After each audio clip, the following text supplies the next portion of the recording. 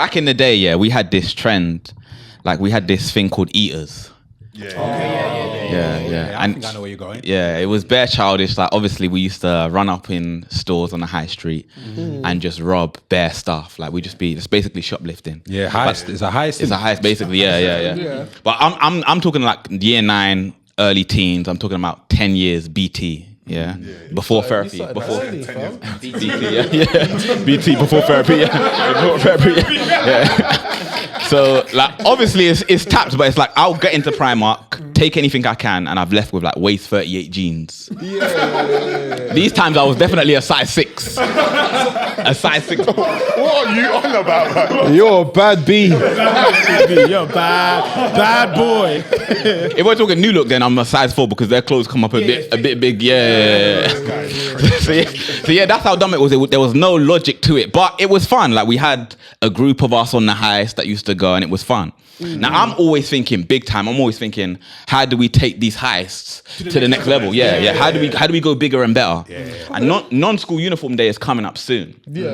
So I remember I'm in maths with my boy Nigel. Nigel's a genius, and he's basically telling me that his mum and dad have been going through a breakup, a divorce, and there's been a lot of arguments around the house. And now his mum's moved out. He has to do a couple days in Basildon, and he has to do a couple days in East Ham.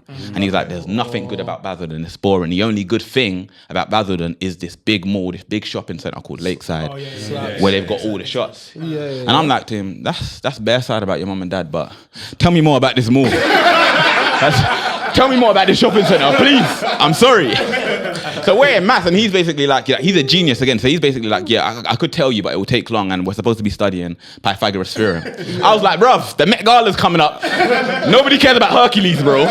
Tell me more about this mall. Do not leave out one detail. You need the schematics. That's exactly, yeah. I flipped to the back of my maths book, and he's basically telling me about the mall. So he's like, yeah, they got a Marks and Spencer's, they got a Foot Locker, they got a JD. While he's telling me, I'm taking notes of it. He's like, give me the blueprint. Yeah, exactly, yeah. I'm writing everything down in the back of my maths book, and then at the end, I'm like, thank you so much, Nigel. I go to lunch, I meet up with my boys, and obviously we're already discussing where we going next, where we hitting up next. I slap everything off the table, put my maths book down, open the scroll. I'm like, next we're hitting the Federal Reserves. We're hitting the Federal Reserves. It's the only way you could go. Exactly, yeah.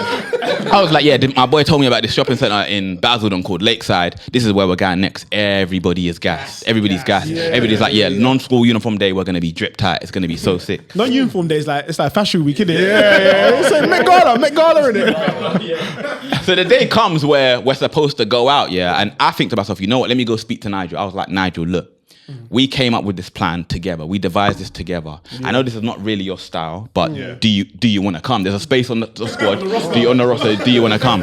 He's like, nah, I've got ukulele lessons. He's like, I've got ukulele lessons and a future. I can't come. But I know, he's like, you know the plan inside. I know the plan inside out. If you need anything, call me.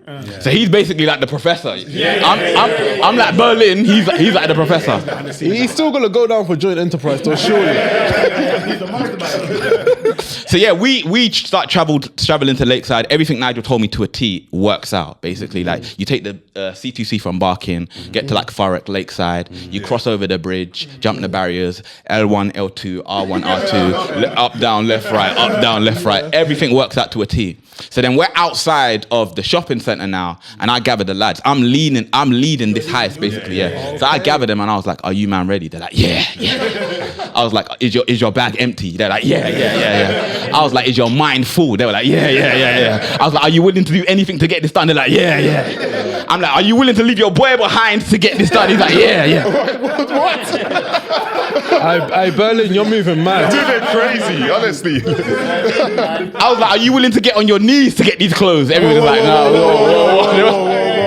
Whoa. I hope you're talking about crawling.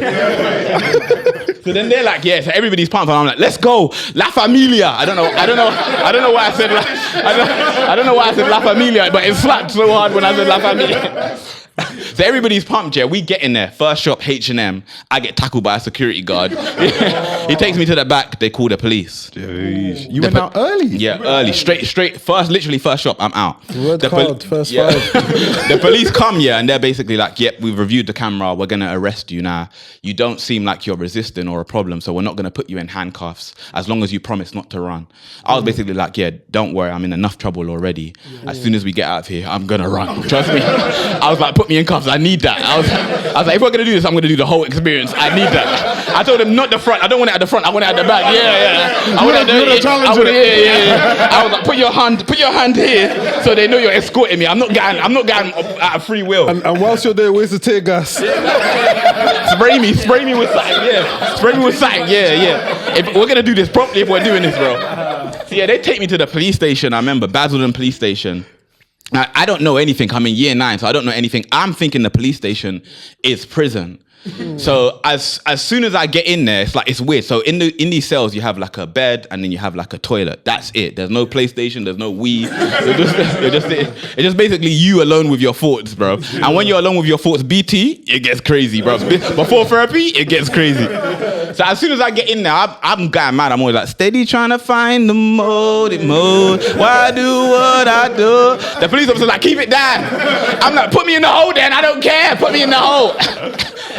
A couple hours go by, I start doing push-ups because eventually they're gonna let us out on the yard. I can't. You gotta be ready for fight. You gotta be ready. You need your presence there, yeah, you need your presence.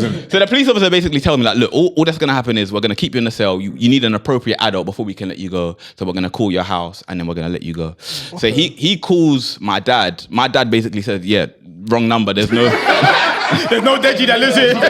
There's no Deji here, basically, yeah. So I had to wait until like 1 a.m. until my mum finished work. And she drove down to Basildon to come get me. Now, before they let you go, they do like a bit of an interview. So in this interview, I'm already like, I'm rattled basically. So I look to the left, I look at the wall, I'm basically like, I'm not saying nothing. I was like, I know you're there, I know you're watching, and I know you're listening. I'm not saying nothing until I see Matt or Annalise in this room, basically. There was no glass there, it was just the wall. I've seen bare movies. So then the police officers like to me, do you understand the severity of what you've done today? And I'm like, good cop, bad cop routine. I've seen it before. I said, it's not going to work on me. There's only one officer in the room, though. There's only one officer and my mum.